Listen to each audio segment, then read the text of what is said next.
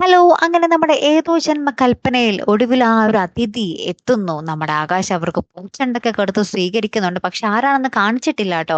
ആരൊക്കെയോ വരുന്നതും ആകാശ് പൂച്ചെണ്ട് കൊടുത്ത് സ്വീകരിക്കുന്നതും ഇതൊക്കെ കണ്ട് നമ്മുടെ പ്രീതി ഇങ്ങനെ ഭയങ്കര സങ്കടപ്പെട്ട് നിൽക്കുന്ന ഒരു രംഗവുമാട്ടോ ഇന്നത്തെ പ്രൊമോയിൽ നമുക്ക് മെയിനായിട്ട് കാണുവാൻ സാധിക്കുന്ന കൂട്ടുകാരെ.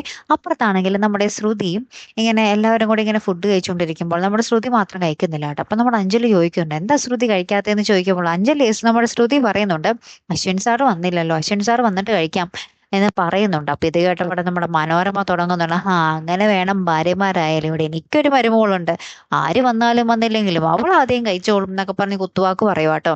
പക്ഷെ നമ്മുടെ ശ്രുതിക്ക് എട്ടിന്റെ പണി കിട്ടുന്നുണ്ട് കൂട്ടുകാരെ. എന്താന്നല്ലേ, ഇതിന് ശേഷം ഉണ്ടല്ലോ കുറെ നേരം 10-10:30 മണിയായിട്ടും നമ്മുടെ അശ്വിനെ കാണുന്നില്ല കേട്ടോ. അപ്പൊ നമ്മുടെ ശ്രുതി ആ ഫുഡെല്ലാം എടുത്ത് കഴിക്കോട്ടോ.